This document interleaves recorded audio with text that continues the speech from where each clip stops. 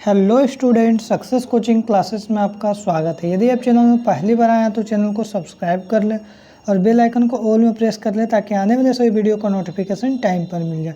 आज हम डिस्कस करने वाले हैं झारखंड शैक्षिक अनुसंधान एवं प्रशिक्षण परिषद का जो प्रोजेक्ट रेल के द्वारा ये हमारा मॉडल सेट 7 है। यदि आप मॉडल सेट 1 से लेकर 6 तक नहीं देखे हैं तो आप देख लीजिए। उसमें ऑब्जेक्टिव और प्लस सब्जेक्टिव दोनों क्वेश्चन बताया गया है जो आपके एग्जाम के लिए बहुत ही इंपॉर्टेंट क्वेश्चन है। ये आपका क्लास 10 का साइंस का है जो 9 अक्टूबर का आपका वीकली टेस्ट होने वाला है। क्लियर है? यहाँ तक बता दिए। देखिए, यदि आप हमारे व्हाट्सएप ग्रुप से ज्वाइन होना चाहते हैं तो उसका नंबर है 7667002171। इसमें आप ज्वाइन होकर इसका PDF प्राप्त कर सकते हैं। साथ ही साथ इसमें ऑनलाइन टेस्ट लिया जाता है जो आप ऑनलाइन टेस्ट दे सकते हैं। हर एक दिन अपना तैयारी को आप मजबूत कर सकते हैं ताकि आप बोर्ड एग्जाम को अच्छे तरीके से दे सकें। क्लियर है? चलिए हम आगे देखते हैं क्वेश्चन की ओर। क्या है हमारा क्वेश्चन? सबसे पहला क्वेश्चन बोल रहा है जूल या कूलम बराबर होता है तो किसके बराबर होता है? वोल्ट के बराबर होता है। आगे देखिए नेक्स्ट क्वेश्चन क्या बोल रहा है, विद्युत वाहक बल किस यंत्र से मापा जाता है? तो याद रखिएगा विद्युत वाहक बल जो है किस यंत्र से मापा जाता है? तो वोल्ट मीटर से मापा जाता है। किससे मापा जाता है? वोल्ट मीटर से।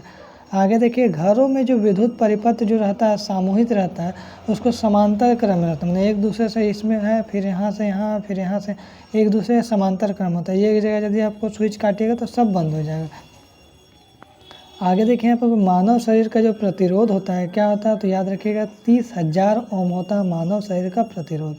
आगे देखिए जो यहाँ पर बोल रहा हूँ वोल्ट बोलिए या एम्पियर प्रदर्शित करता है किसमें? ओम में करता है। किसमें करता है? ओम में। एम्पियर सेकेंड किसका मात्रक है? तो याद रखिएगा आवेश का मात्रक है। एम्पियर सेकेंड किसका मात्रक है? आवेश का मात्रक। आगे देखिए ओम का नियम का सूत्र क्या होता है? तो याद रखिएगा V बराबर I इंटू आर। V बराबर क्या होता है? I इंटू आर होता है। क्लियर है यहाँ तो? क्योंकि इसलिए फॉर्मूला निकल जाता है I बराबर V बट्टा I हो जाता है। समझ में आ गया? आगे देखते हैं क्वेश्चन यहाँ पर क्या बोल रहा है, विद्युत बल्ब में फिलामेंट तार बना होता है। हमने किस तार का फिलामेंट बना होता है? तो याद रखिएगा टंगस्टन का बना होता है। बहुत ही इंपॉर्टेंट क्वेश्चन है। एक कूलम विद्युत आवेश कितने प्रोटॉनों से बना होता है? तो याद रखिएगा 6.25 इंटू 10⁻18 प्रोटॉनों से मिलकर बना होता है। आगे देखते हैं किसी चालक के प्रतिरोधकता का मात्रक। देखिए एक होता है प्रतिरोध का मात्रक जो आपका होता है ओम होता है, जिसको हम लोग ओम इस तरह से लिखते हैं। एक होता है प्रतिरोधकता का ऐसा ही मात्रक, तो इसको हम लोग क्या बोलते हैं? ओम मीटर बोलते हैं। क्या बोलते हैं? ओम मीटर। देखिए हमारा ओम मीटर बिल्कुल राइट आंसर है। आगे देखते हैं विद्युत फ्यूज विद्युत धारा के किस प्रभाव पर कार्य करता है? तो याद रखिए जो विद्युत फ्यूज होता है ना, विद्युत धारा जो करंट होता है किस प्रभाव पर काम करता है? तो याद रखिए उसमें प्रभाव पर काम करता है। जिस पदार्थ में इलेक्ट्रॉन मुक्त होता है, मतलब इलेक्ट्रॉन देता है, इलेक्ट्रॉन लेता नहीं है, इलेक्ट्रॉन देता है, उसके पास ज़्यादा है, तो वह पदार्थ क्या कहलाता है? तो याद रखिएगा सुचालक कहलाता है। लेकिन जिस पदार्थ में इलेक्ट्रॉन क्या करता है,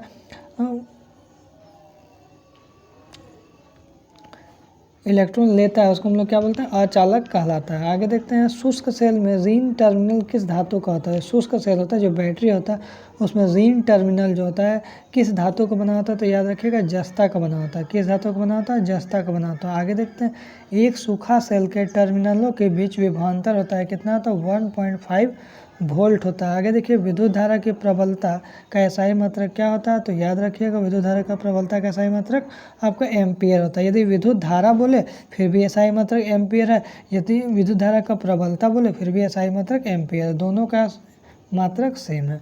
आगे देखते हैं क्वेश्चन क्या बोल रहा है, स्त्रियों में संपन्न होने वाले